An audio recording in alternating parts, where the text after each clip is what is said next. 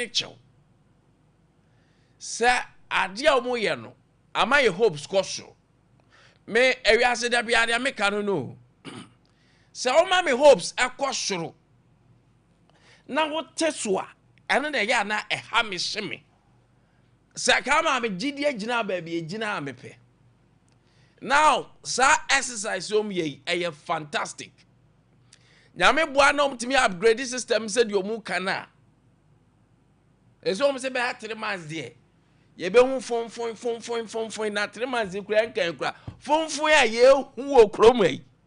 No say say be say hu fon. It is enya fon ni wie. We don't expect any kasa bebre. We can sacrifice for this 3 months. But the free or kwa nyempeko kwa na system bia bio.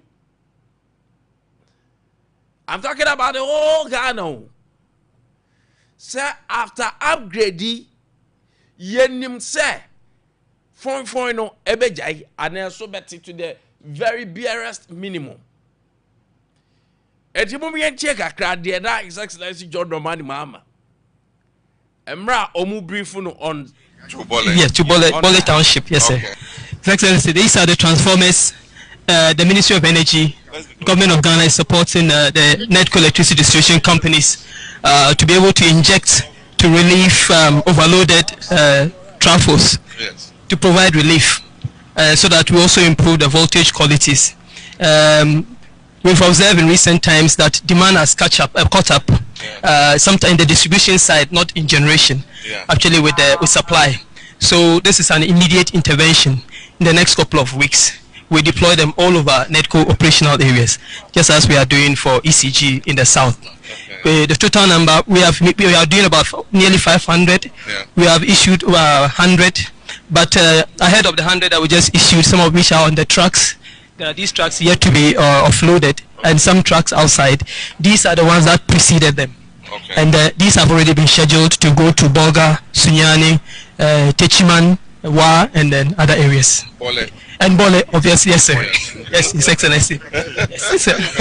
So, yes, His Excellency. That they've been having problems. Yes, sir. Yes, to Bole Township. Yes, sir. President Ade Akye Papa. But sister, who dear wom, dear Dijawa. Ethiopian said the home time, Bole. To stress a catch engineers and Fabico. I love that. Obe take a position about for Sompa so Tom. Banko for Sompa so Tom. And Tinanum be. Said His Excellency stress or Bole. Nanka media Makuma Mwa. Anka. Obisu be minister for roads, no.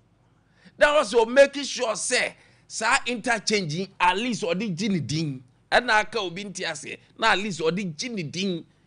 Ko die wo ma ye ni nyawo. Udie wo ma ye ni nyawo tom. And this is what they are doing for the north. Omo winsu Northern Electricity Development Debe Company NEDCO.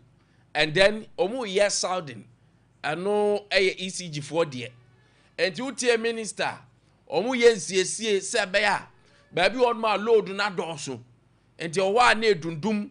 They say lines we load na doso yeah that fine. These are areas omu we say sa voltage na as a doso ejina baby a man who didn't intimi no. The transformers and other system wires ombese no na yensie kama. The minister catch say omo yes saye ni nyina ye upgrade say be ya ye betimi akosoro. We don't have problem with that. Ye nyina ye paniye. But ye hwe ani musa majeje ye one levy awie. Now we say mo ye upgrade of the system. Now for upgrade of the system ni be wie nso a na ye nkania no de tia na tia dia. Eno de e be ya rewosem. I know the be ya rewosem pa, let me tell you the truth. Said ye yoba koi. Na say mommy hope cause say ni jaba e boy say man His Excellency John Dramani Mama. Pow. Never after wait that still ye be wood ya. And plans in the best year go papa. So it's a good effort. So that was it. As they say, Obashe boss because of upgrading areas in Libya, more northern sector, southern sector, more netco area of catchment area, more ECG. Your mia because of upgrade, you know, more power fluctuations and all that. But the truth of the matter, they say, within a space of time, that is the intention. And Tianum so ntwan wo pe said the engineer yi and his excellency ni minister for energy all those that man say oh when it comes to energy. But was the head minister crowd in am ho baby. So yam pesa be akasa agro NFM. So it's a good move.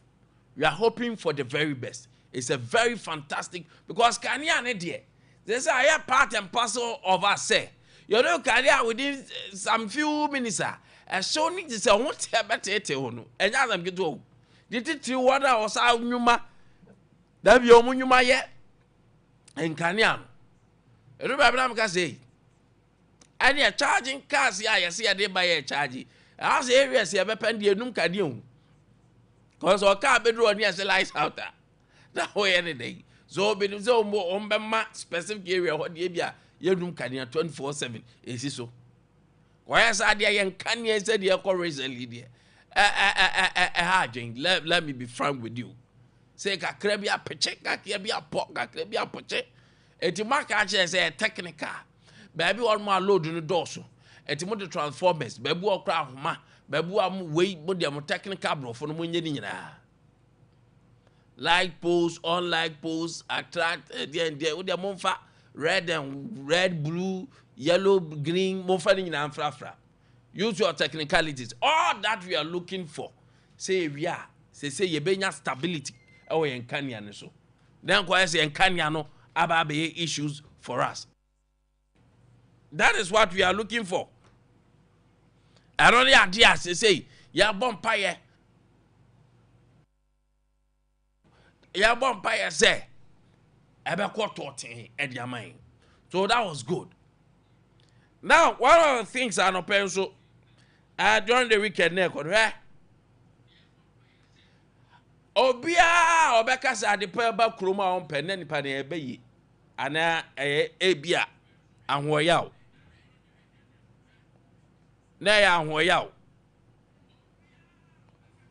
Because if not that, and then I really is confusing me. Need that the year would try. Obia or just say I didn't back also on penny sada. Just I don't know what is wrong with the person. Ya o chroma. Ya di bibia ya manyosem na me catch you. To the extent says they say so be qualified cry na say or ya kufu adu nuanti onya enye ye. Enya ne boni so wo mu de bi o dia deliberately.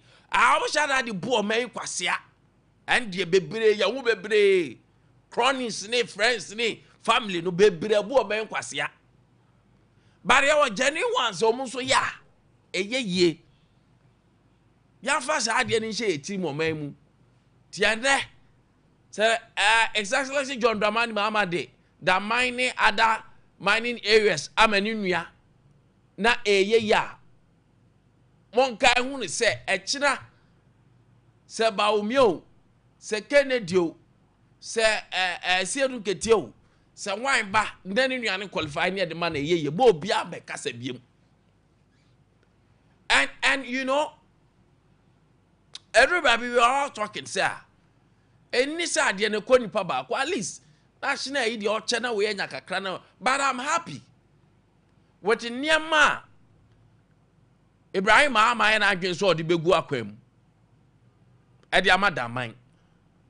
And with the philanthropic heart of one, I know say enye kasa. Mo fa sa video ni mom to so. Enye kasa keke. Yawo areas a ye to God wo oboase ye nyenne yesusu aboam ni oboase kotasim One then that fast papa baby. Fast papa baby. One more Kenya say. I feel my bar is back radio way diverted chrono quine ekakra.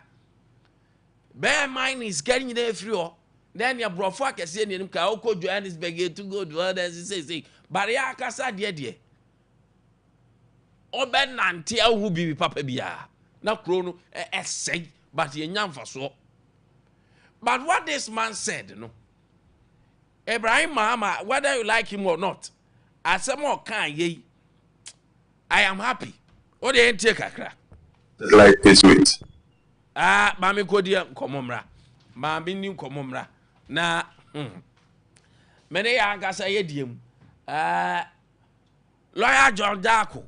I'll pay a member of parliament Baswami. I'll pay Yanidi Komo. Na, and some be or dear to ja. And for the current government. Can't I'll pay my check. Guys, good morning. That a bomb or dear. Yamia Dum Yasi and where what happened. Yes. And some of the Ababa Tuga and said, there's a share a mayor or Tiswa. Okay, I saw Bema 1 as they say, 1 name is a 0. Okay, I saw my 5 or 1. And they are doing opposite of what they said, sir. On by our moment. Arabo den what they essence me to ya. You mean that's the car, sir. When out your mamma say, mention my dream name, my apostle name, or Mitcha, we were something. Come say, and you saw me conscience now. Now, Minia, you're told. You try to say, buy a beba na wabaya brado a concan. And it is a do a can say now, Ubia a card, dear, which me not gonna put me in a name. Now, I just say, okay, we say now, say, I'll buy a dear papa, one man, and she a better Obama. Now, it may be a President Mama, like I said, oh yeah, campaigner. Would they drug a craft from now, would they no crack a craft from? And really, idea, I know it's peculiar to him. If you say, any people may campaign, but who's the true beer? The America says, I didn't even president, or campaign or kind. And no. Who remember Moody? No Moody, yes, and truck a crab pool. And troopy. Nah, make she didn't tell because a boy, a bit trouble. A samba point in your name and this for carriers. Say electricity boy a day. You buy better show. Lay one campaign promise. And Tron and you are present, ultra say buy better soon electricity boy again now. Mobile, to electricity over 28%. As I said, the medical kind of report saying, I do more can be the opposite. One major issue are not MPP about Umudi did back home. No, Galamsey. Galamsey, no, in the ending. Umo carbonate true good year over assassin. I could follow about a beer necessary in when this is for.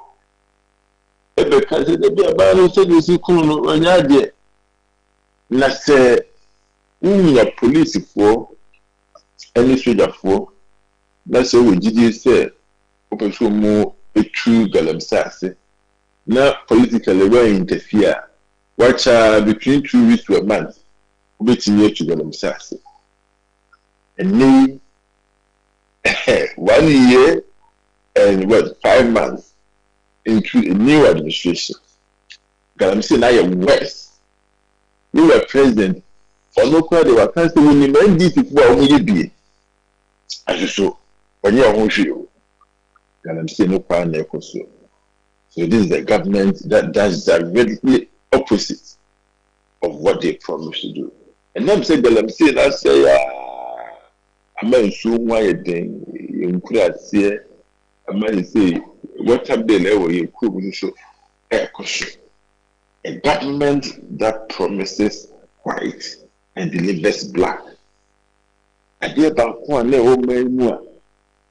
A William na MPP abai brown na odi adwuma e kwa first one ye ma contract e adwuma ye nya fe ni so e ye nya this focus a million esa me ko ba say so ni de say e ye boni e di ma da wo eku emu MPP for na ye who did that I think ye ko ba ya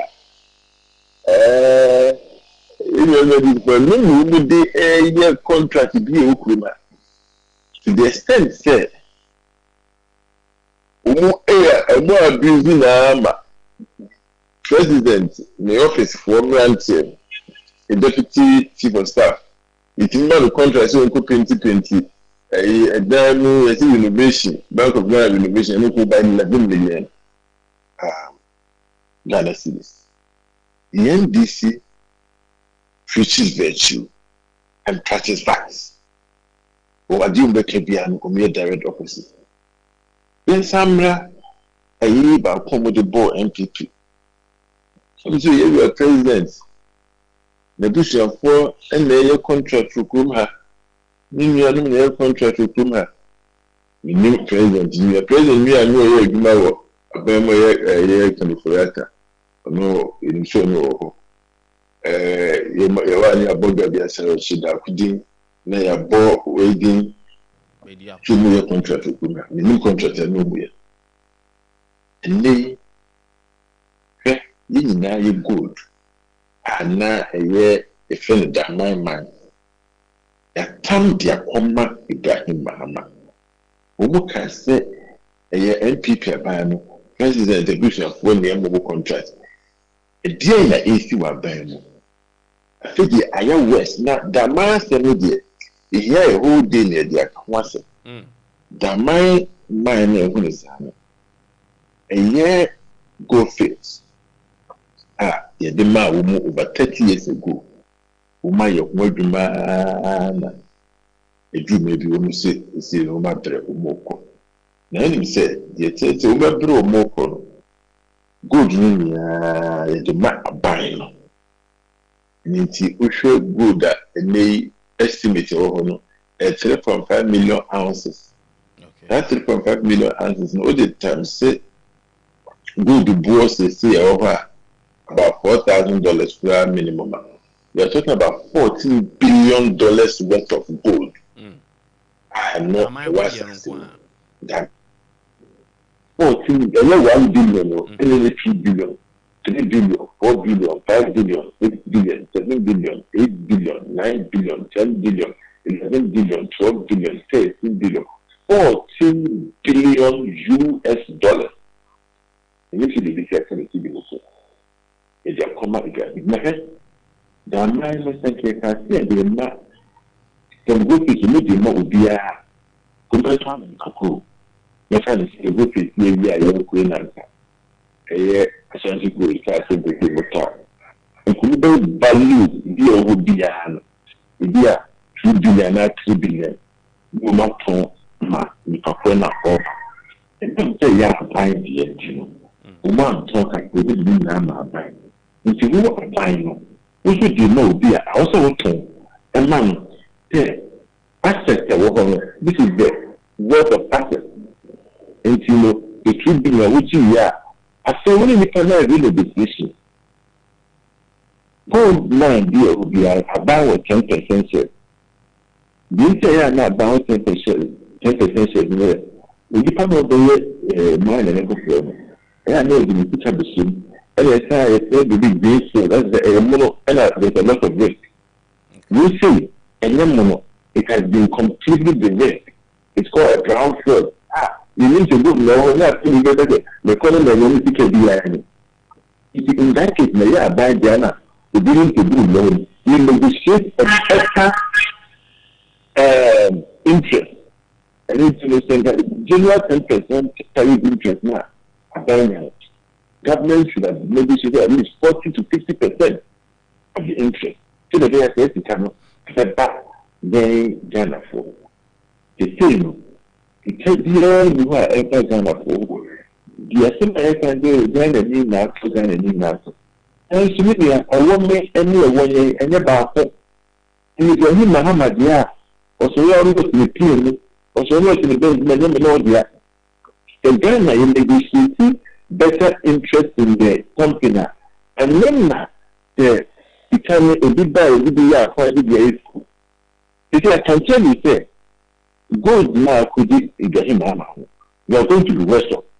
Because a year, Africa, go face the mutual. We haven't negotiated a mutual. A year carried interest, not government, a woman. We haven't negotiated mutual. About royalty, we haven't negotiated mutual. Just in case they say, I'm not a prophet of doom. It's not going to be good. If you are not Ibrahim Muhammad, this is where we are. A government that promises white and delivers black. They practice, they preach virtue and practice vice. Somebody no matter correction. Say a buyer will be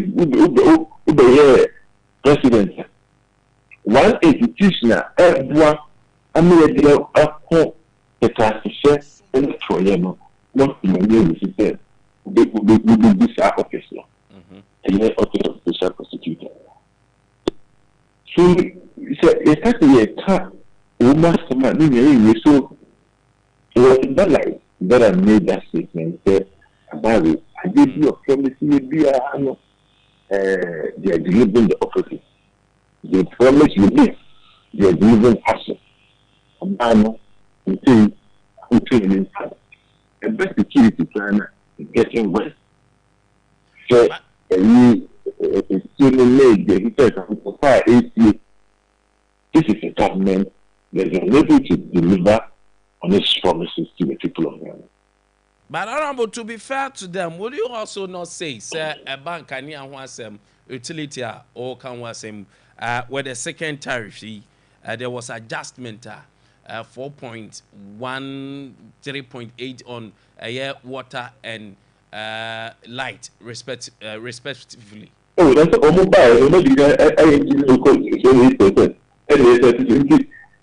It is still higher than when they met it. You see, that is the NDP government too. What they are saying is certain, you know. Okay. We see a deal. Not one mile. One city, we all need it. In 20 years, when they all come back, just as say. And let's not even talk about it at all, because Alsana, when we became to caution, as I know that the secretary will be efficient. And you know, we only took him on the petrol. Petrol driving, a good brother, not petrol driving. Petrol will call from our international market to be Ghana. Only you guys in a petrol book, a coffin. They say, if you guys are away, I now, and the petrol book, a coffin. Now, all marketing companies will benefit to look at you so that people a banner that they say, and I so.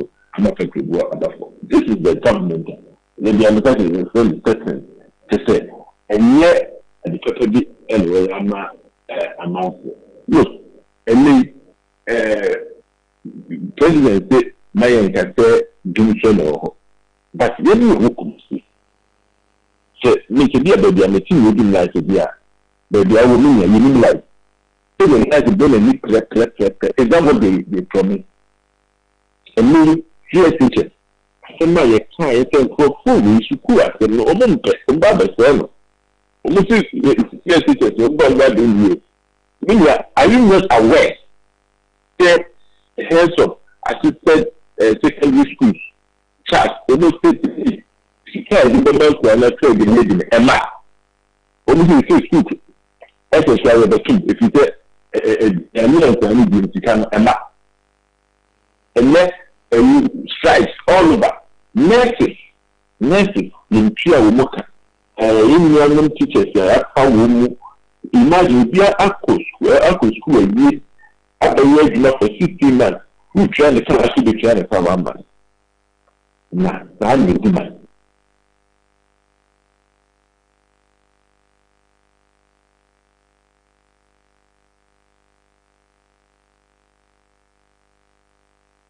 Expatriates, your mobile Benya Sikaya, no Maja Hoko. That the Biom Discay SL go back to their native countries. Semra drew na Benya Ghana for Betmaye, then or promise you airport, or promise you more quine, and yeah, is it not good? Sir, is better from your money. Every year, not the future and consume. Communion, not acquire Newman to million. Communion. Many companies, no, a lot of them will engage in social corporate responsibility. If that person says over your time, if you keep good, you could see that now, why are you demanding? Yes, no, if you can't win your but let me tell you what. And yet, foreign to receive by human beings, even you, and this is a band we are, but you are a Mukata family. We need your mambo, eh?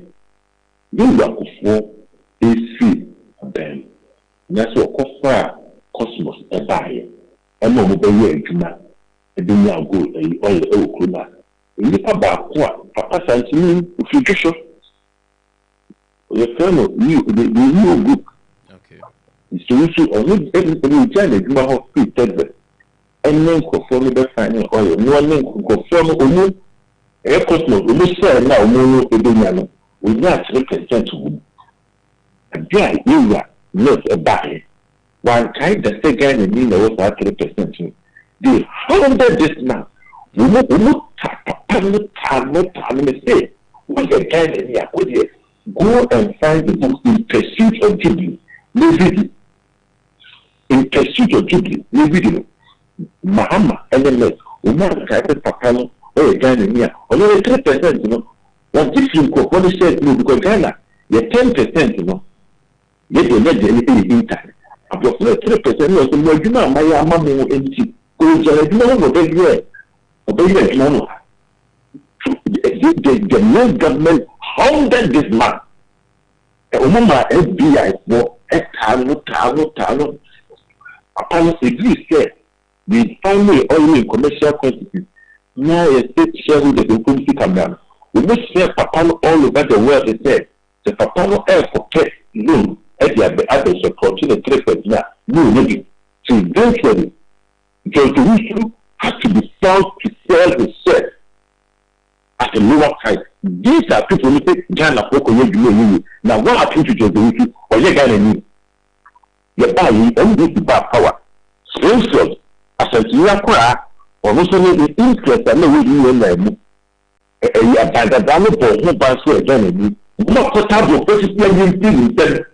these are the people who will tell you that Ghana needs your support to the budget. You know, send your car back on. You must be out of Ghana needs your now. We are near the city that will be a make a come across. So the person is a dear in the Ibrahim Mahama, or the Mark Guyana, now about one empire. So I give you anything. First of all, interest in the mind. Ghana money 10% in the mind. Okay? If you are Muhammad or no Ghana, you know, 10% is going to increase now. They say, at the point of her, we will be a negotiated corporate tax of 30%. If you are Muhammad, you know, we will negotiate extra 30% tax now. At the point of who will Ghana for? In fact, we will get him a hammer, no power there. Okay, the mind. And then now very different. It is going to be another woman no power. The only thing I will see here can say, about whom we are almost after me, only to the Kunu. But the question is, with the hammer, we will 70 million, 80 million, or contract I was to put what the city was to look at that at all my uncle. But this is the car the location to be. And again, in India, you don't have a problem. But I was there, Ghana will not benefit. And I make a center here, tall mine now. The amount of you know, and that bad in the manner. I don't know to amount. But I can't see good and learn later. Okay, these two will access the mine and pay at least minimum of 2 billion. Maybe a more and some of the people. If the Mama hasn't paid, even the first one. And she is so again, it means one of our uncle. Now, I'm a child, improve and keep me, SDR. Your Kaiser will be again, and you turn up willing to wear George Rufu. You say, Milia, when you will read this book, I recommend it to you in pursuit of Jubilee. Then a media could be in time. Papa will say, I just said, you ended that by the love of the deal. A car was the thing, to be a politician. Grandma Ghana, please to tell you. He was forced to sell his 3% interest. Because we must say, now, my dear, well, say, now, there is no room. The dear family support interest. Which I must say, Ghana, Ghana needs support. And as I said, well, let's just need Ghana need you. Then to need Ghana need you, and Ghana need. I think you move after Kevin Lottery, or to do my yard, or the property. I mean, say, the chimney now. Arabo, Arapai, ba Menase, na fancy house. Yeah. I mean, some of your chief winner. Yeah, no consistency for you, so I don't pay. Arabo lawyer John Darko. Arapai, to say, I didn't come in the recent happenings. Ghana, Ekomune, that mine, or the that mine mines. But let's go back. Chavena Yenche the Ibrahim Mahama, as they say, or no engineers and planners on air Kofabai. Nah. But we know how to do it because we have all the other satellite pits to be able to feed in to do. So we did a bankable study, we looked at it and noticed that we could do it. We approached a few of the banks. In here, the bankers are here. One has given us 650 million. Another 600. They are competing against themselves, but before they won't follow us. But thank you for coming. I would say that, look, if we all put our minds together, this is a success story. And the plan I have for Damai is not a joke. I just want to prove that we can invest in ourselves in this country. I want to pledge. I want to say it for everybody to hear. I got a text from one of our young men in here. It says we should build astroturfs for all the communities, which we're looking to do. We've applied for Damai to have an airport, and Damai, within 6 months, will have an airport such that we can fly to Accra easily.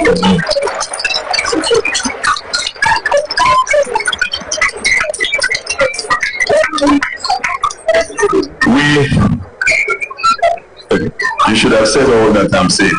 I won't pay you this much. In the next 2 years, we'll be able to drive from here to Cape Coast on a concrete road or a natural thing. I think this is not political talk, this is real talk. We are looking to put hospital. I saw the youth. There's a youth here that am I required. My youth. Thank you. You talked about the hospital. I'm looking to put 2 big hospitals in Damai. Not Damai alone. Is it Damai and Ategu? Or we will put it together. And Aboso. So what I want to say is that whatever money we make from here, we will reinvest it here. And I want to build my own personal house here. So I'll be living with you, Nana. But thank you very much for giving me this platform. They didn't want me to talk, but anyway, I just said, let me say something. Thank you very much. Okay. So that is it. Now, Ote engineers and planners, Dr. Ibrahim Mahama, who's the chief executive officer. So also they and some to job. But there is something happening. Oh yeah, backyard there was a room. Oko Kevin fa Kani Golden Tulips, they say Lancaster Hotel, Lancaster for Hotel, Fatu Sumami. Na nneɛma happy wɔ hɔ no ano ayɛ den. And I'm at test a work as so more demonstration. To draw a drum wa koko bubo mu kom. Na etodo bia na mera ho say. Yesu sanyira na hotel ewo ho. Garden City Hotel home. Those days, hey, I be go so jalai.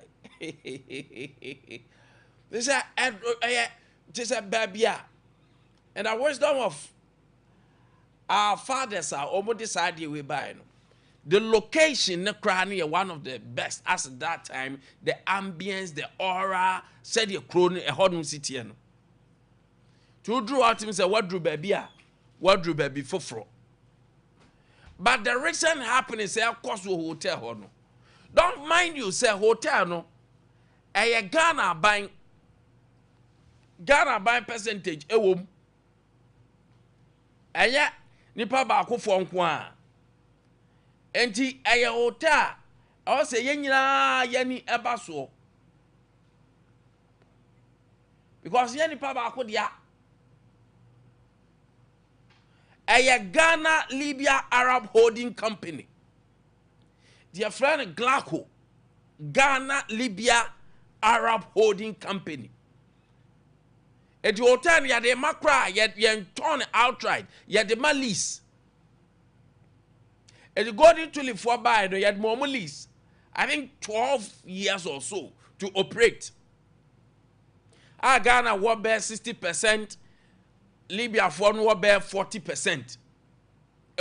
So Ghana a major stakeholder.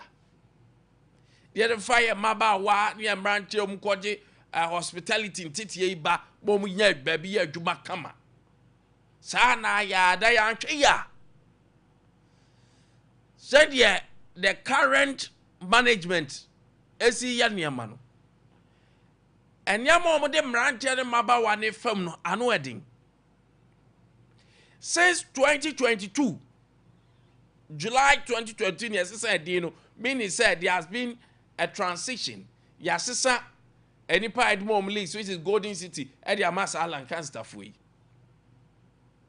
The Lancaster for from 2022, 2023, 2024, 2025, 2026.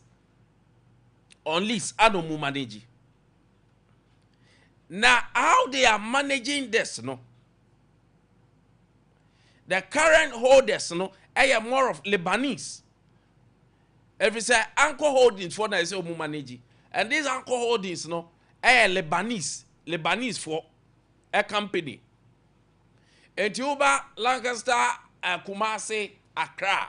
This Lebanese company, no, and a crowd holdings, a friend Anchor Holding, or manage say. Now, at least there the moment in baby. What is 12 years lease? I'm the do back say I buy a tongue, like I said, there be. They my 12 years, a 12-year lease for Uncle for no mere Lebanese fund to money. But don't forget, say the company it belongs to Libya and then Ghana government and Libya, Ghana, Libya government. Government in me, we were 60, we were 40. I don't move operating. No, Diama going for a time soon, you know, Diama we must 12-year. Elisa almost a womb. Nasa Canena na holding tulip no. I know na a gophobia from Louvre Hotels Group. I know a China company. Na a Chinese state-owned company from Jingyang International. Jingyang International. Oma be omo juma ko for now. Enya mo mo de buy ye.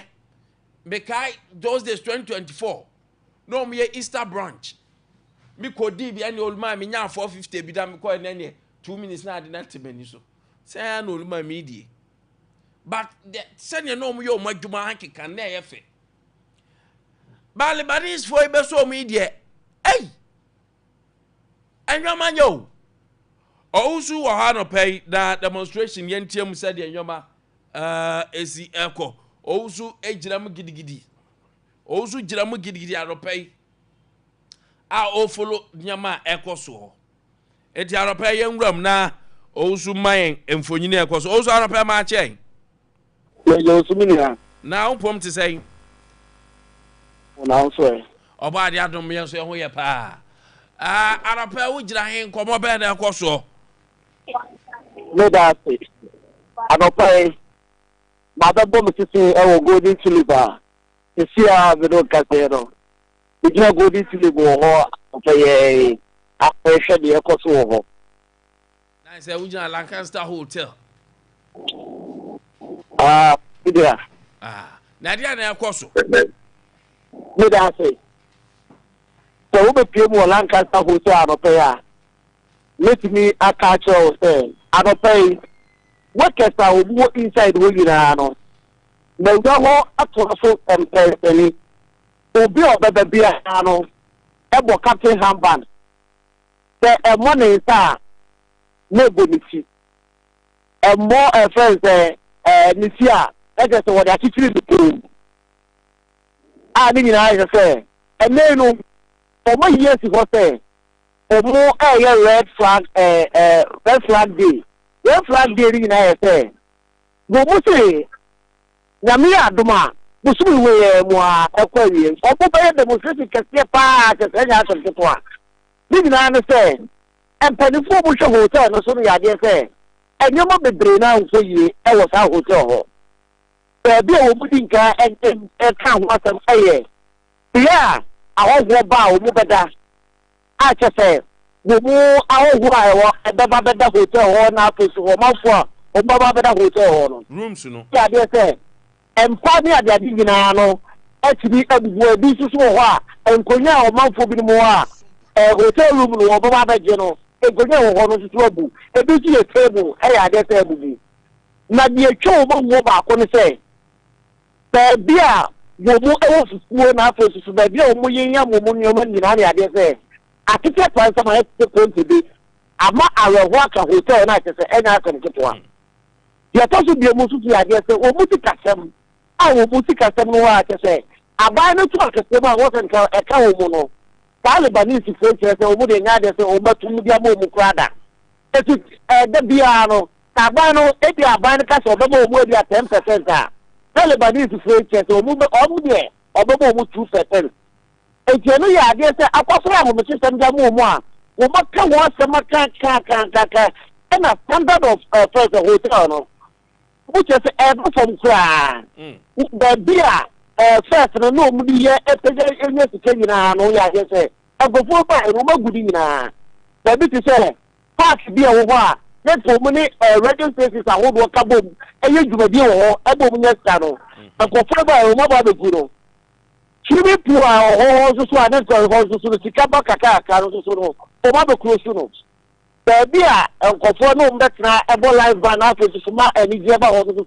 I go for Mother Crusoe. Maybe a cool move plan to say, a bamboo penny for a day over years to what your mom say. A bamboo penny for people who move about the Sierra.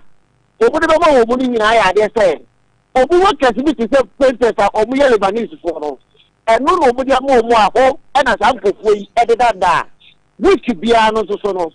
One was a more 2,000 Ghana cities.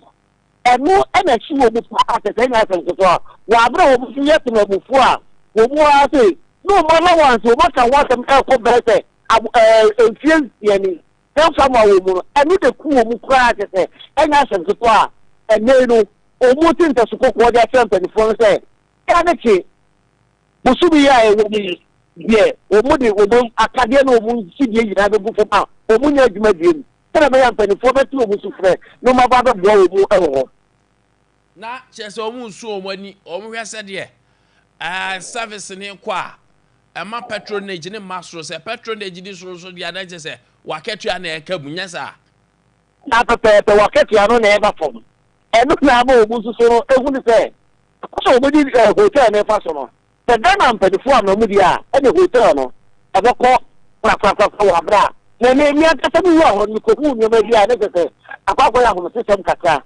That's so no, apanifo kyerɛ sɛ wo mu so no ɛyɛ adeɛ sɛ ɔmo ntwɛn ma hotel ne ma fɔm koraa asa na ɔmo ka ho asɛm ɛno ti na nei ɔmo de captain handbank abobɔ ɔmo nsa a ɔmo ti nkasum kɔkɔɔ ɛde kyerɛ mpanifo ɔmo hotel no mu no to work as ni nyinaa na ɛyɛ saa adeɛ na anaasɛ sɛ ɛyɛ section of it wo mu nyinaa kyɛ sɛ wowura hɔ deɛ a wo mu nyinaa obi abobɔ captain handbank a kyɛ sɛ ɔmo kyerɛ sɛ ɔmanya abere a kyɛ sɛ nya asɛm kyɛ sɛ wowura hɔ anɔpa yi deɛ a sisi a meti e free hotel ho aba beja hotel na nima na ewe no na ne kura mi hu ade ba ko be na ya awon kakra ta ye de pra no a ye bloom ya manfo de pra wo mu fie ni e bi ni ho e so ba ko cha brain na wo mu di tia first emura e wo first compound wo first mi ni na wo no o ku di sa brain a ha ba bi na e de e fra ho a ekoko ya ko tete ta na me say kuru wo wa tete ja kan tete wa ozu dia kyere mame na pele ba ni fo di bi na eno mu kasa na ye nhwe de kwa akosi why me da ku ni ya Ebenezer Owusu anarope ogira mu so said ya kana be golden tulip kanin ba say Lancaster Hotel ogira honom Kubasi City. Ojira wa nyome ekoso ho so. Say emranche ne maba o ne won se kom di omu pa. Om se kom adi omu no. Enya se 20. Radi ya sebo. Ti obi aka bi amomu a. Emo. Ba no pe obi be ka bi amade na Roman father na duro no. A Roman father na duro no Father Martin say ba Mr. I don't ever can be about do a catch the woman yamina koye di amount. But so I was stroke. On am your ya or out himself body need to two. Why you mre? Why you hete? Myself numbness and a who ye titi. Pressure, diabetes. Ya dear ben the down so no okuna encro. To your friend chronic. A droiba bow pa. Adroy a divine. Also, let's give God chance. Oh dear, my nyamia kwai na bobo na adie. Na be say nyame we adroy mu pa. A Roman father nedrone is the best medicine for your sickness. And up a drugstore be a pharmacy shop be a Ghana pebi 0247 919 122 0247 919 122 and 0552 668517 0552 668517. Where is our na usisi a chinso twon ebe so na ase 21st clinic clinical original naso is a full clinic oye adwuma a full clinic oye adwuma e the 21st say bray na no pay one show sciatica de yade ketwa ebe cho say yade kese eba obi say na yade ketwa mpo na atwemi say wo de tena ho kese na aka say eba temi so obomode a na bra ne nhwew na sciatica ne mfa 9 pempem mo bi nkyira o remedy bia bewie na afi akote untini bim be so bra 21st clinic na yenhwe pa no pay yade bia etuasie yade bia etuasie enti anopay bra enti anopay brain na yenhwe na ho ento 21st clinic branches in the dorso Fred 050 0540 311 0540 311 Ko clinic bia branch bia sa professional doctors machines e hodo abine ho ya be hwew ama ho ato Sunyan omo regional hospital Kane regional hospital na teaching hospital omo na animhwe direct opposite Oba Kumasi nso a ehwa overseas Sompa FM wo so omo na wo fom Aropai mu amwo Accra monko Tantra Hill eho anomubo enkransa momre techman momra GN Bank omo dan dada anim eho anewo o de offer numbers na call center for na ready omo twen 0249311311 0249311311 0540311311 na yamwo na yade no bekọ is a laboratory service kan papa bi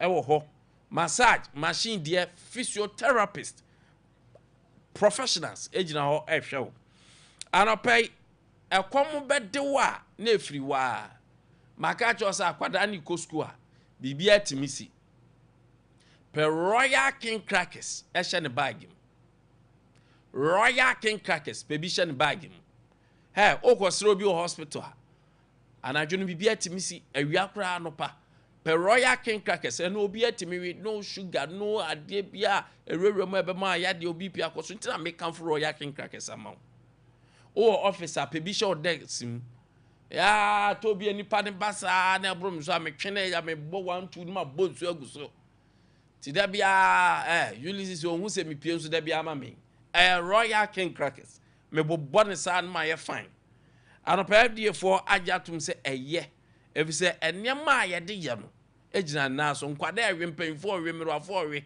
obi awe bi yeye enye cracker keke nemu ye Royal King Cracker anopai edo ana make am for man e man kom e ma wo de ne nya basa kom timi diwa ne fifire bi tew o Royal King Cracker nkenye o problem ni pebi efiem school mu adwumam bia baby wo ho anopai tago herbal mixture ene the capsules tago herbal mixture ene the capsules bema de man your man tini trase e man your man mafia wo erectile misfunction impotence na ajewa de na boso fe wo ye ho hwenyi enumguase ato bema enumguase ato ana sa wo de ejina so se woni atenka e kan se wo de ni atenka ni test de eze wo di drase wonu mato sa na wasen so to asa de te wo le libido e man ne mema nyina infections are hold on there hawa me so nya tago herbal mixture and tago herbal capsules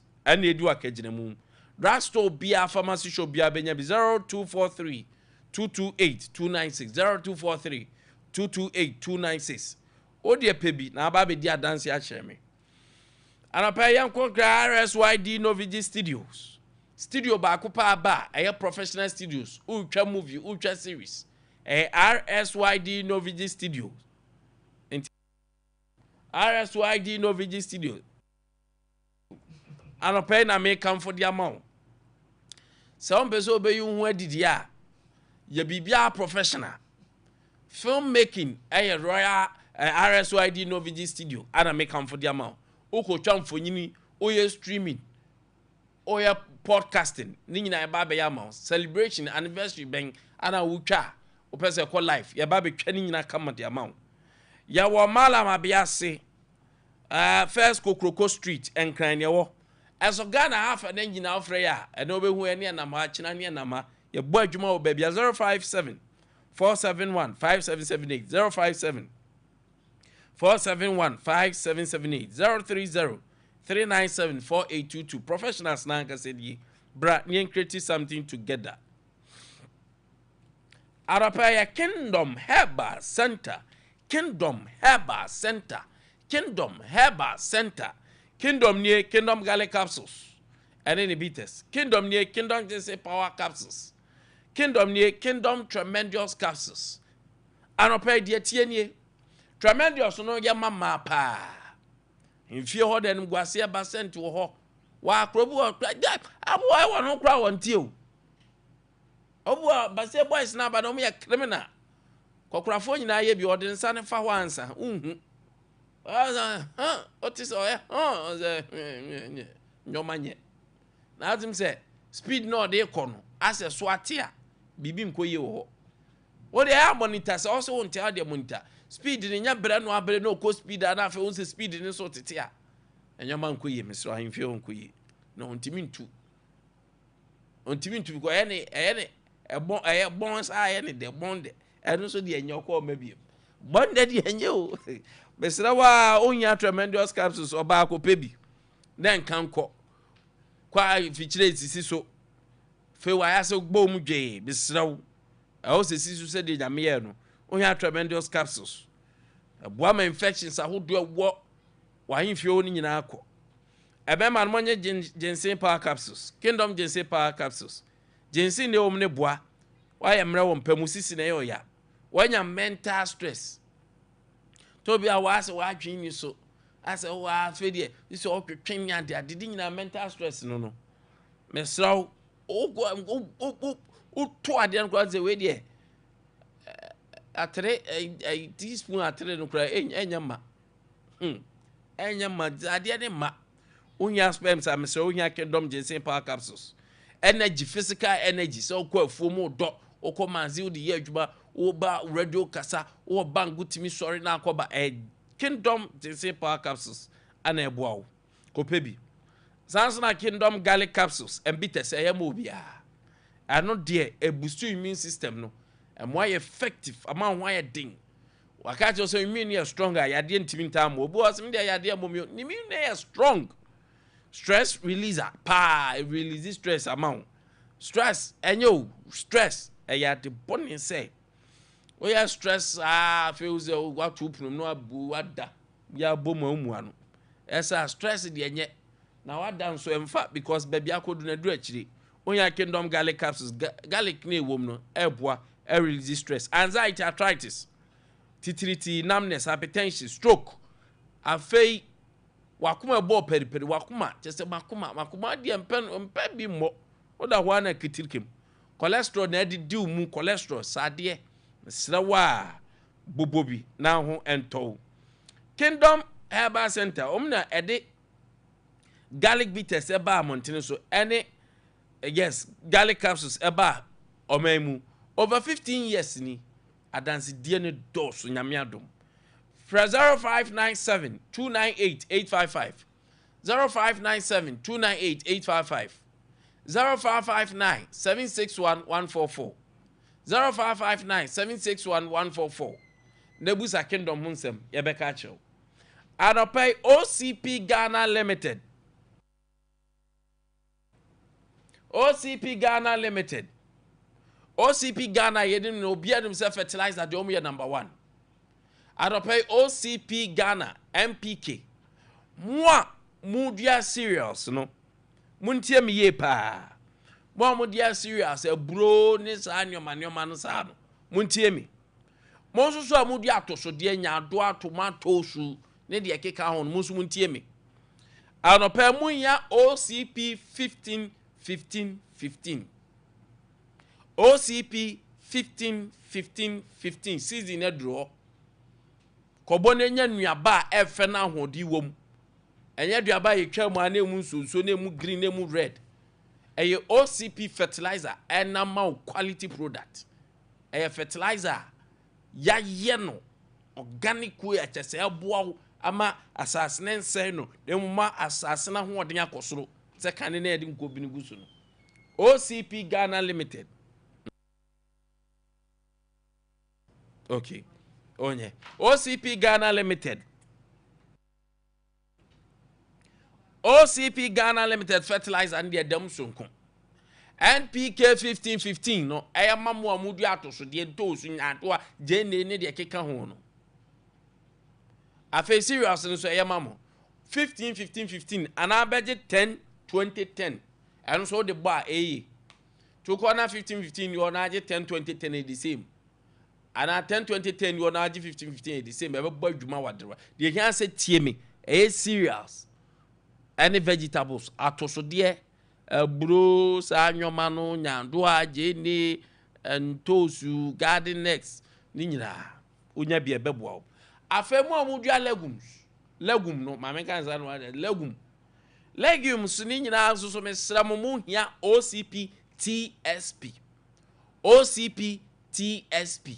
emomu ma afoforo de also pe de adidua legumes no or the bema OCP TSP no any adidua legumes anopa bomodia na jode OCP fertilizers there Ghana ha bia o distributor shops ni nyina bi ho obese o ye distributor so afra obetimi aba na so ya boa 0555 90 94 37 0555 90 94 37 5 near 3 0555 90 94 37 distributors ebini wo ya ka echire pebin 10 0555 90 94 33 0555 1994 33 ada ba ko 0555 1994 37 ofre pe ehun komo esi ye be na kama e dia mawo na onsoso wo se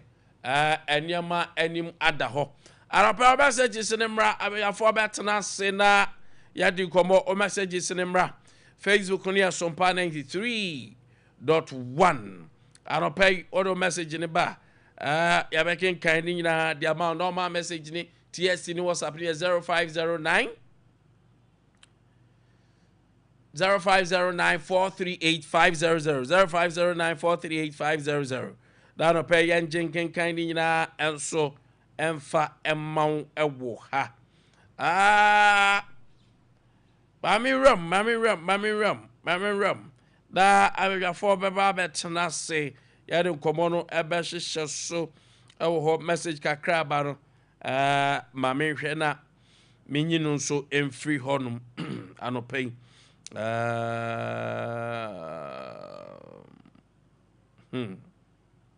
mami no mfiri ho that is mo try ma papa mu sa na we are making gama come get the mo making gama go come get the ma obviously we are decoding ayajia amezo simo or say I'm so want to watch them na ya go kan kro mo decode da Saidu Mutala say amen masha Allah Felix ohene mensa say nice Amel Smith say morning Benji the free mfensi Sevia. The government, education minister, and other stakeholders should quickly solve the school feeding crisis that arises. It alleged that some people have been paid money to some of the chars to intentionally cause the problem in it, so they can use for politics and criticize government has collapsed it. Before the 2024 election, any of the MPP members was saying the government will cancel the policy. But now it is going on. But now how is it going? Their Jandam will not work again. Regards to Okunkom, MC Akuman will be just south. Mami K. Papa B. Fellow Ghanaians, the NDC administration only engaging in attention diversion tactics and frivolities. The government wants to draw our minds away from the promises of making life better for us and engaging frivolities. Galamsey fight failed, 24-hour economy failed, automatic posting of nurses and teachers failed, women bank failed, corruption fight failed, cocoa increment failed, government of deception. Ghana needs forward thinking leader in this era of innovation and technology to create opportunities for the youth. Regards to incoming President Dr. Mahamudu Bawumia, Honorable Kwesi Ameyatreme, Honorable Bafowa, all NPP regional executives, and Nana H. Lab. Felix Ohineba Mensa say good job. Okay, so Arape Mamika Sebu Echemu. Sir Udru Charles Fona complains on the body say. I hear free na joke on the schools in Bebre Nyadriani ni. Body's house there war hono. Obviously why we are Bebre Nyadriani in there. If so music has some coffee Adrian so conform. And that is the complaint. Minister for Education, Minister no beka say ra to force ya mouse ga wo de wo ne wan. Eti bibia wo dan no say de apochere ni dan zuo no. But what is going on ya hwe ya? Ebedru said de mre bia ya dan kura na wo say ya lala sulala PTA fo ebam ne ebe pa aduane man kwada no man hwe ya sa level da ne ebe say aduru mu. The struggler echo school mo mamon fanya amanyosem. We are talking about hungry children. That is what we are talking about. And kwada wo school awosu, and what is the politics about this? Politics are more than everything. Many amprepa. Politics are ya the bag kura bianima. That means us and a madness been a high. How can we do politics with and kwada wo school omusi adie? Akom de wa ma de suan ya. Ankom ne okra de suan de say na kom de. And we cannot be doing politics with this. With immediate effect, Minister Miyahu de wom. Say Charles for no na ya niama enya amom yehu. Ba mo akasa makachi da munnim wo nyame ni pa se ba bia kwada no mu at school mo na mpese komkum mu a. Ah, Dabraka. Then what is going on? There are things we don't joke with it. There are nyama bi o wa ye fe ni agro. Hwa, ekomasem na aka no. Oni bia kwam mani paye. Nyanya me na so bi mu pa ne leadership ni training ade amamia. Oni say dru baby. Akom ba school mu no. Wa fa klom so mko chi senior master akukọ kamiko wibi. Would you about to order your cars but about the yaba yourself? Me say Bush one no ready. Yeah, ready. Whatever. Akukọ dey off ya children body wo. What are you talking about? Such am general Greek master. Oh, a Greek for master. Now or a house master ma long house so forcing it way banks. Okoba near their cano cry. Chance no over the chance they call. No mako first in the house master akuko. Now akwaba akuno akwa no che French anade. No che French o. No so me can. Na senior noble cry may so rest in peace. Senior noble so me can. She now come back there. Everything is possible. Ready.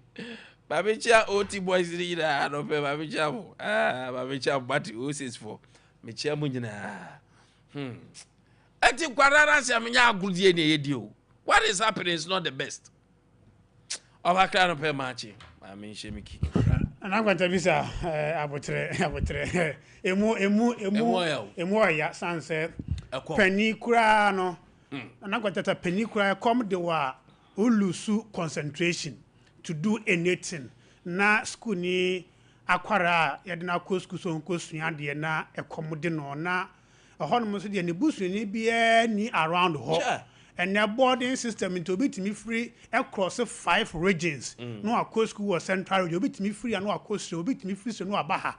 And it says, any panel, the basic necessity like food. Nothing the pakon in san can.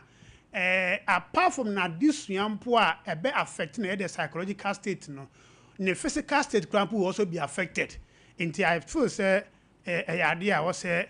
Yehwe ho asam ne ka ne na wa ma me kwan de na na kwante tena makọ me kwan se so na me de ncha koma me member of parliament of Forikum MP honorable Michael Akwasied no ma cha me party mpanifo nyina na Nkwantabisa master na ma ye this you say enne na the new patriotic party part no a big nomination for polling station executive elections no enti wo ye party no ye registered member. And now no match here from 1st to 31st March yeah registration at the my members.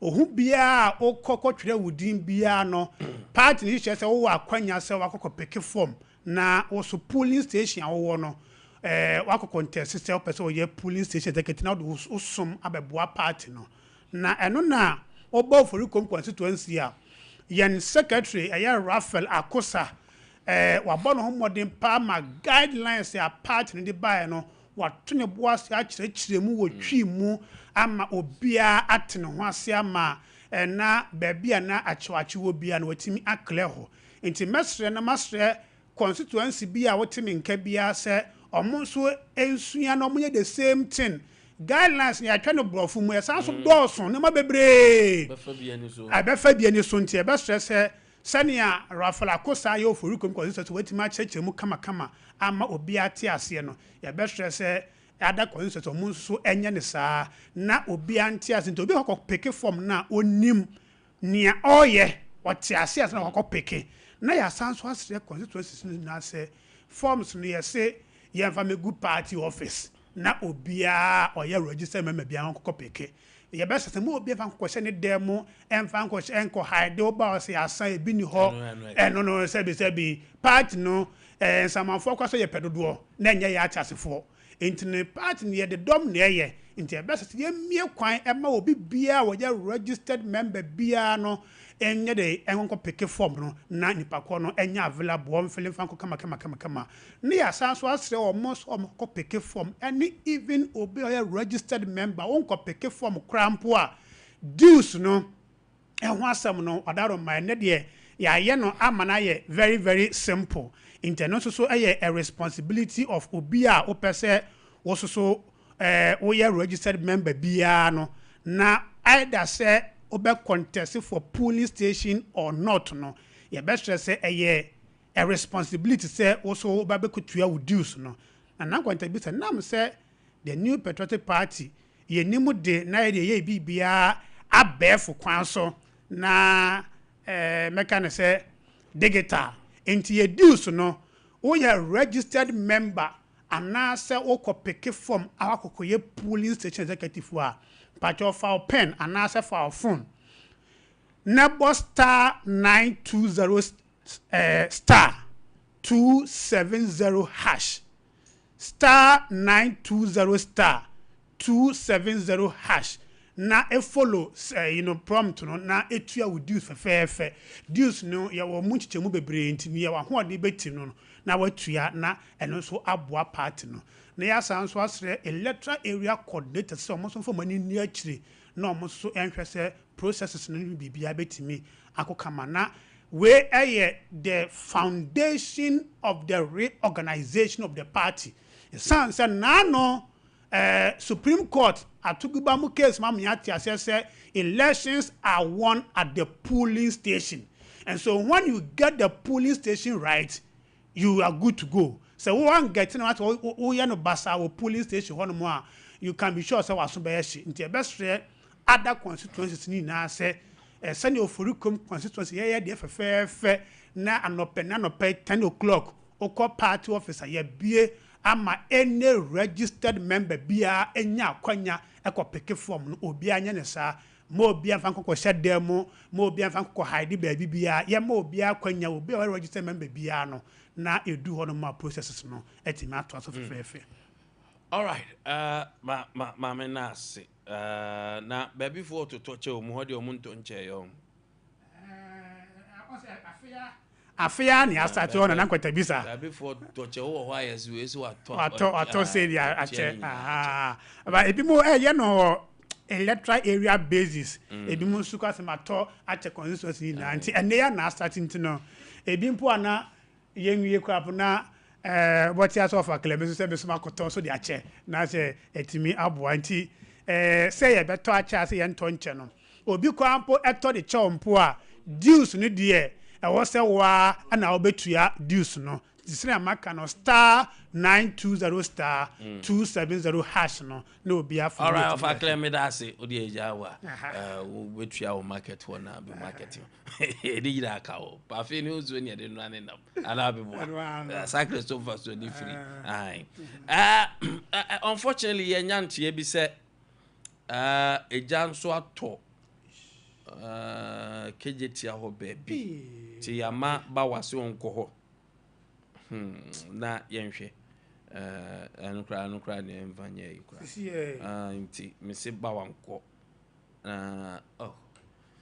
nti ma obi ampa ne ke bibia deda fomoma ne nuro na yenya na yi me wonso mu saturate manfo obusebusa me send message bisa me ho asem ba wadru a ye be hu di ho mama power outages part of system upgrade, not doomsday crisis. The NDC is going completely opposite what is promised before being voted into electricity, and unemployed figures are still very high. Now, anope yedi aduane ho nsem chance for so de no erem. Ofakle. Yeah. Anope de na de chance. Me de chance for de no e be start say ho na ye human interest matter. Nkwantabisa ye best say human interest matters. Nadia can oh, sir.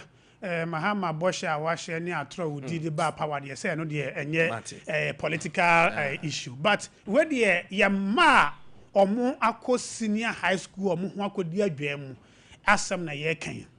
Na Nkwantabisa ni ya tiesisi ya ne say the system ani de aye adwuma over the period no ene say enkwara wo senior high school aban ene ehwe omodidie mu. No amunia no mudi no egumu ahodo mienu. Ye won ye fa no perishables and ye won non-perishables. Perishables ni ye nia ese to say tomatoes, makoni, sa ne manema no mo. And no over the period ni na mo no eye aban e de hu sika e de ma e de co school koma senior e de koma headmasters no. No mo akototo sa ne ma no e de ayaduane de ma ye wo fast ni ye mamo. Na ne aya non-perishable mo te say eburo emo beans this animal mo be there. Aban e take decision particularly in the free senior high school process ne ba mu say aban ebe supply e di ahakoma wo mo. Enti na ye supply from a central base a ye buffer stock. Enti buffer stock for to enuane no na no mo a supply because the free senior high school secretariat know the number of students here was school BM. Now ya supply at the akokoma wo. Yes, it got to a point where na supply no then ubon say H's kakra ba na 1 week bi na suppliers no abant me into omokana all those things were realities. But to a large extent, Nkwantabisa is solved a fundamental problem na eboa part to a large extent. Na enumo ena the intermittent shortage and also supply challenges na ye face ena NDC for capitalize on that. Edi diatro edi tre headmasters ene Ghana for say omo de omo ba ye process na ye fa so say ye de 70% non-perishable ye supply them koma wo mo na ye de 30 e de ma wo mo for perishables no eno no nye ye senior high school headmasters ni enti na ye mfa sika yi na fa koma wo mo na ye de ye se be supply na de ma wo mo na ye trimu odin na nunti ena those intermittent supply challenges no ever. So what was their promise or their solution to the challenge? Omo de say omo de sikanyi na ba ko ma headmasters no amampani jo ma anu du sa na mekan wo say krobia so a senior high school wo ho no edwa so wo ho intalent na ku for the three more den na won jimundie and to one first kai na mama ko tutudwa no na me de me ba I am going to give the monies to you this kind of mamo na makọ banti madwam na makọ atosu dwam mo kọ na makọ momone na mato nantwinam aponche na mato sausage na mato na mo da baba ye dwan de school for no na anu na the best thing. Fast forward the Ghana for to about the mo baba mu omo baba mu na education minister Haruna Idusu started and pampa was started as a matter of fact or the administrative fiat to track on my say now me this kind of mamo or started kama scan ko drew senior high school headmasters ho 78 days and Nkwantabisa into that new system say ya this kind na ekokoma senior high school teachers headmasters no makọ dibia no and we kweshia chance for owo sunyane uner okoshia omo uneria na somni say 78 days into the system wa odi abano wanya complaints say enuane na yede ma wo mo no enye ne papa mu and it tells you say power play no agwa to the extent say it's even affecting governance. The best almost say where the money of asem and my mom former presidential ambition nko ho say at to force one is can war no also release here wadaroma release the money to the third-party suppliers. Sense so say more na say no so money na wo na ma ferry what bad policy am here na say mo hu say buffer stock for are in a good place to do the supply so monka say akura ya na ka akura so maka ya nwe wo de me na me kan me sa me boa ya na criticize say buffer stock supply no nya papa na mum ya contracted third party for say hor kwa de nya kura inte bia we are reverting to the buffer stock suppliers the how it go because you see buffer stock for supply no Nana Nkwantabisa de na eboa ne say omo ya aban agency intino say aban ti omo kakra mpo a Nana Nkwantabisa they can supply for national good but a third party contractor or a private person or a business person there Nana Nkwantabisa o money sika onya den on supply o tom intino that idea say yeah they kwakoma third-party suppliers because you are criticizing buffer stock for the no, and I yes you the na you can't say this kind of my headmasters you who you started 7 to 8 days you who said MYA because you know what was happening. There's good reason for every policy that MPP we did. Nkwantabisa will say and never call a bro bag bako a bro. What they compare Kumasi and Nasa Accra, a bro bag bakuboa, a different meboa. And then Abia beans, one bag, it was slim, a example 500 Ghana per bag. What the bag cry, Abia 1,000. But the cost of feeding per student, I was seeing a flat rate. And the Aquara or what Bolly Bamboy say, a bind say per day, 3 meals, once, it is same for the Obi or Presec. So when you send once the per head, etu akura or bole bamboy headmaster or could them more beans here 500 Ghana cedis then ewo but the akra no beans here 1,000 according to the a year closer to you the full staffs available at a cheaper cost. That is what the matrons are there to do. I'm going to be sir oko akra bibia no cheap bibia free bibia free ha na eko you don't compare it to other places and maybe what they will be advantage than yes but we have to a large extent you are do na no e free say a broad pie typical ade pa minimum secondary school bia de broad pie na consume ka brownie beans me bo say ya ye kobi na no who say brownie beans pa e ade ya consume pa kese pa o senior high school. All of these things are coming from our hinterlands, the northern part and the middle part. I believe say that supply system and not a buffer stock etono. It was the best. The only challenge. I think so. Say perishable goods. Not to say and yama to your togu a best and no bemo mato. But maize, rice, and yama edigu echeno and the buffer stock at the beba.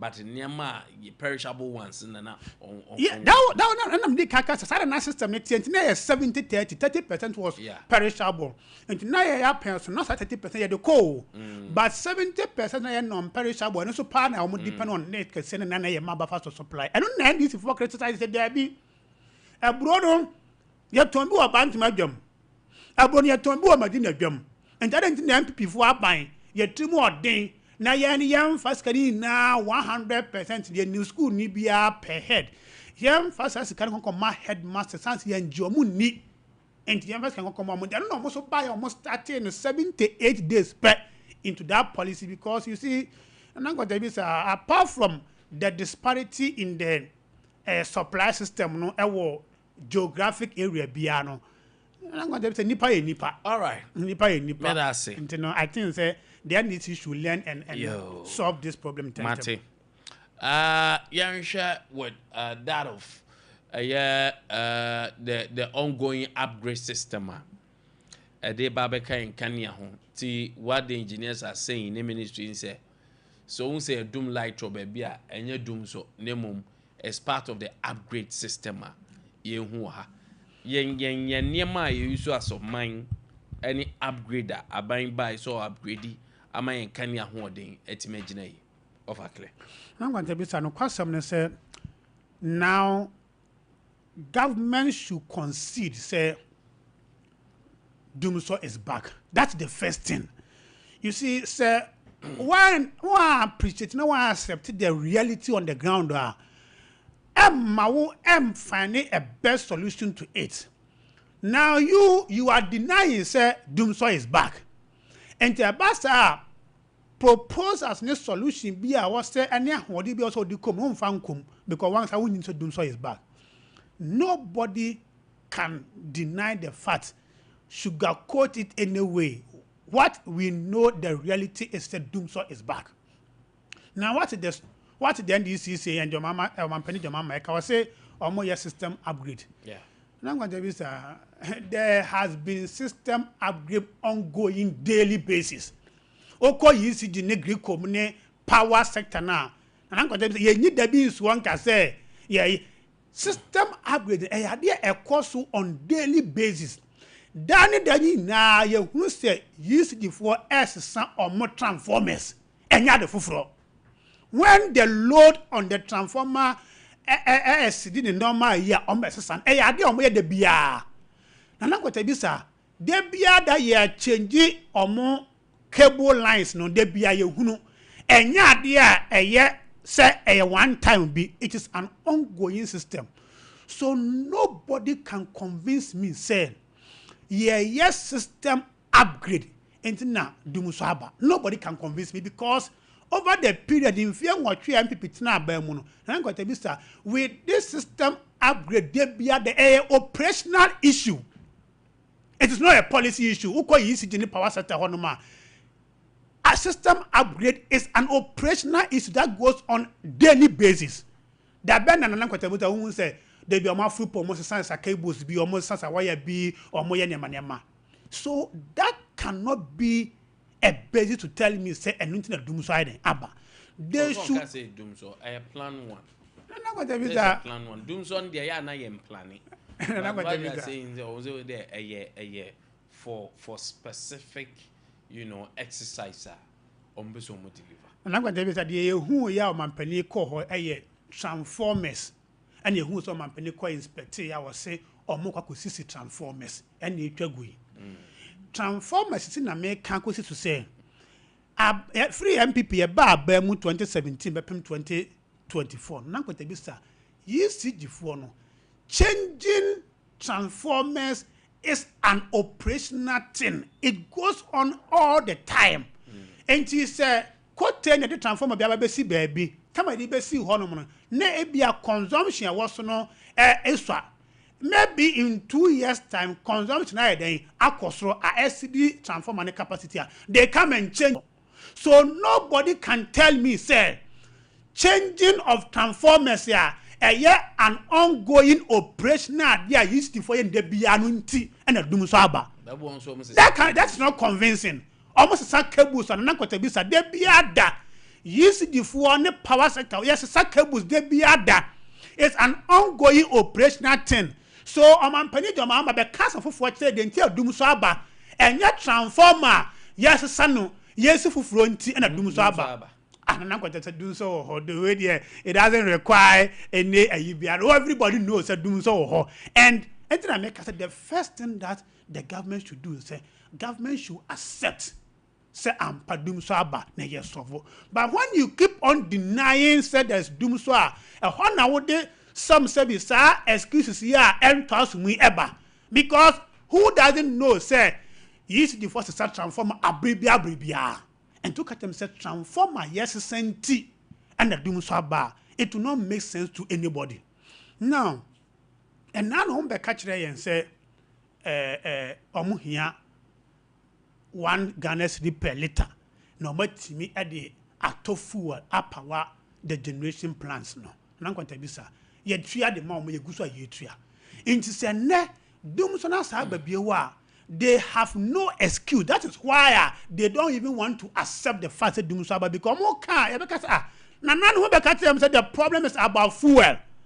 And now fuel no so most more year 1 cedi per liter no so ye tria. So they be bio. So they will not have any reason any longer. And until normally share Dumini and say, yes, some transformers in Tina Dumso, but what transformers, transformer de biada. And Kwamentabisa, they should come out and tell us the truth. Say, Ebia Bibi or Bibi or Munima Yenimu, or make country. but the anyone said you so is bad. You don't want to accept. The minimum the minimum so there it cannot be it cannot be the reason. They know the entire doom so or munim pefe say IPPs no and na say or musical be no muntua they should come out and tell us say intia na no be ka say NDC regional chairman Nana Kwesi ekoya interview say napo engineers bia or form na air sabotage system no Asante regional Nana Kwesi o grant interview about 2 weeks ago also Nana Kwesi NDC regional chairman or grant interview about 2 weeks ago. That is below the belt. Oh yeah, I was saying he was very categorical. Say also about that. Let me quote him. I say or no, he will not sit down for engineer to sabotage NDC in Asante. Now, and he went ahead to say engineers and Napofa or more was Asante the one air sabotage. Me tie me yam crash na me say wait. Now, say engineer or no was sabotage wa there no obenya dey free more. But you see the thing is there is a bigger issue at the energy sector. I think that government should be very candid and tell the people because if you carry the people along and you bet me know why you are doing at all times, you bet to us say okay, this is the problem. Say the issue is about fuel. Ghana for in I said okay, indeed. Obaka say 5 hours fuel naka. Into ya one city ye nya fuel crampon farm power plant no. Yet was you carried us along into year 1 cedi per liter yet was say okay ye 2 years na be betmanya sika kokoto fuel at their power plant no enti enne say ye 2 no na still a problem no honoma you should also be candid again and come and tell us so ye weni enti Mr. Mama ye nyere se nyanko but that reason how they my say yes such transformers any cable lines in T and the doom so about there. Nobody will agree to that because that has been a daily something I used for the beer, but not doom so in the last 8 years. So they should go back and tell us a different story. All right, Mama Nasi. But for tier 4 so that at tier 4 the Omagin chair, but Emil Smith say okay and Kin. The MPP man is not making any point at all. Ghana is safe now. Evans Obeying Samson, incoming communication officer, Kwabre East. Not also the way Abba Elho. Da Yamra Homaso na Yajua J. So our no pay Elcomaye 0548 931 931 0548 931 931 0551 931 931 Barbara Yanko Ahomano so. Na yemfa. Hello, good morning. Openyi boko na odi ni baby afrefri. Good.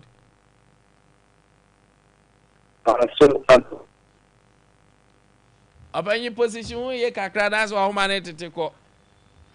Me ba se dey ye. Ayepa. Me da sipi. Unia. The tennis modern one I'm sharing with you. The Tennessee, and Emma Hazin. Say, Mampiri Muhammad. Say, what they Kragia Kragio. Say, yes, man, necessarily, Doctor Nona, a Monfa, and yet, a Mokuna Begi, Shonia Daddy. You know, I know, don't feel the good grassy. I'll find a room grassy, you know, as you saying, what the Titanic if you be a dear and for no like a signing dear because we are the ambulance about who could be about Pragia. Not Pragia, a Namco Tan, let them a food so. Never say, and then be said, and after you, to say Freddy case, you know, what the other say, Adriani Mudino, Omunia. Again, I saw and 24 a show Montemno. Young Mahama, a useful meeting. Compare look change there. What the school master long more the market, no more for a mother could be done. And then they say that tell you Mahama and Kotokani no better to Ghana for. Now, Bananipa, Yadiama and conform mono can be a buffer stop for no. As you know, a supply much cushion. Oh, by what the train would teachers, you know, and I'm master. They say, and then I would say, and I'm quality school money in Uma, oh, baby, a moment, but among for ma, you don't know education. As I say, any one cata, we need them not divide. Who we cry for one, obeye something media and your traffic let you who say you about me and you look for the buy kuchiki agene don't be more there the youngest idea you know you idea to papa say hello good morning Nana Nkwantabisa Pia open you kesi ye Mame mo abaso appreciate wa that is very akwesinie I remember of MBC Media Patriot I was very deal but I think I'm sure pa mami we na mi chia o bempa o ye incoming chairman wo yin share so and na asantuma nyina kuka ike na Dum so has come to say under President Mahama we discuss that in some